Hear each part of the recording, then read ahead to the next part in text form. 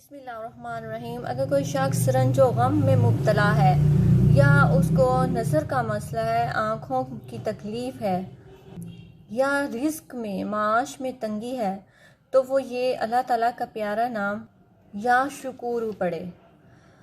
अगर किसी को आँखों का मसला है, आँखों की रोशनी कम हो गई है, तो 41 बार या शुक्र अल्लाह ताला का प्यारा नाम पानी पर दम करके इसको आँखों पर मला जाए। कुछ अरसा करने से उसकी आँखों की रोशनी वापस लौट आएगी।